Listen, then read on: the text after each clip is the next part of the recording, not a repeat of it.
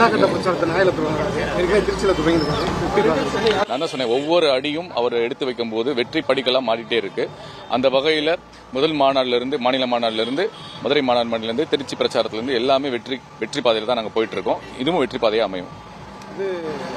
காவல்துறைகள் பல்வேறு நிபந்தனைகள்லாம் கொடுத்திருக்காங்க.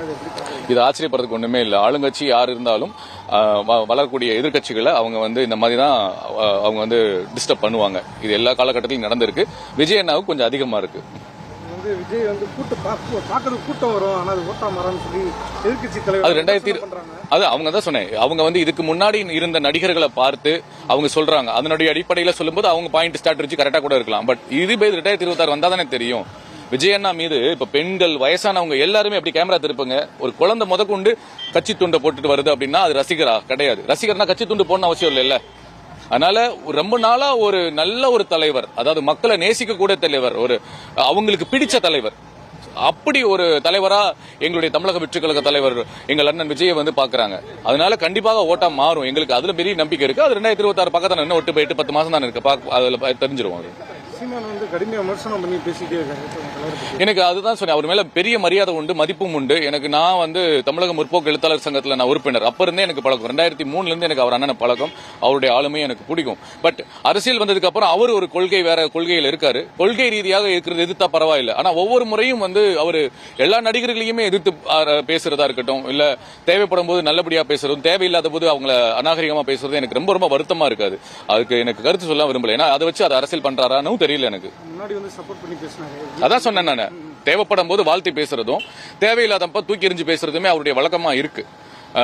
எனக்கு தெரியல. அது ரொம்ப ரொம்ப வருத்தமா இருக்கு சீமான் நான் பேசுறது. எனக்கு இது பயம் சொல்ல முடியாது. அவர் தன்னை நிலைநிறுத்துறதுக்கு இப்போ ஒரு எதிரிய நம்ம யாரோட மோதர்னு ஒண்ணு இருக்கு. இது வரைக்கும் டிஎம்கேயும் பிஜேபியும் ஏடிஎம்கே எடுத்துட்டு இருந்தாரு. நாங்க முதல் முறையா வர்றோம். தமிழக வெற்றி கழகம் எங்க அண்ணா விஜய் முதல் முறையா களத்துக்கு வராரு. அப்ப முதல் முறையா அவர் எதிர்த்து பேசுறாருன்னா அவர் யாரை எதிர்த்தா நம்ம வெளியே தெரியும். இப்ப நான் யாரோட மோதர்ன்றதை பொறுத்து தான் என்னுடைய வீரமும் என்னுடைய ஆளுமையும் தெரியும். அப்படி அவர் நினைக்கிறாரு. அண்ணன் இருக்கும்போது இவர் வெளியே தெரிவாருன்னு நினைக்கிறாரு.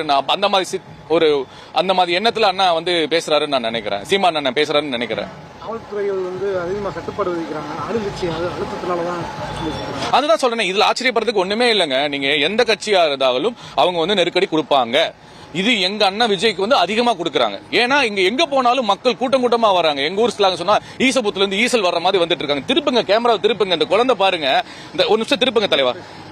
இந்த குழந்தை கட்சி கொடியிலே வந்திருக்கு. அந்த அளவுக்கு ஒரு குடும்பமாக இருக்கும்போது அவங்களுக்கு என்ன தேவை இருக்கு? ரசிகராவா வர்றாங்க. கண்டிப்பாக எங்கள் தலைவர் 2026 ஆட்சி அமைக்க போறது உறுதியா நாங்க பாத்துக்கிட்டே இருக்கோம். நான் கண்மூடித்தனமா சொல்லல. நான் இந்த கடந்த 2 வருஷமா என்னுடைய பேட்டிகளை பாத்தீங்கன்னா 10% நாங்க வாக்கு வாங்குவோம்னு சொன்னோம், 15 சொன்னேன், இப்ப 20 சொன்னேன். இப்ப வெற்றியை நோக்கி நாங்க உழைச்சுக்கிட்டு இருக்கோம். அதனால கண்டிப்பா நாங்க வெற்றியை அடைவோன்றது எங்களுக்கு நம்பிக்கை. மக்கள் எங்களுக்கு பேர் ஆதரவு கொடுப்பாங்கன்றது நம்பிக்கை. என்ன வேணா பண்ணட்டுமே, அதுக்கு நாங்க அண்ணா ஏதாவது ரெடிமேடா எடுத்து வந்திருப்பாங்க. டீம் எல்லாமே பக்காவா அதுல இருப்பாங்க.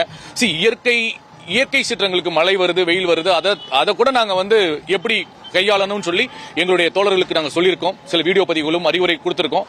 இந்த மாதிரி ஆளுங்கட்சியும் காவல்துறையும் எங்களுக்கு கொடுக்கிற நெருக்கடிக்கும் நாங்க சமாளிக்கிறதுக்கு நாங்க ரெடியா இருக்கோம்.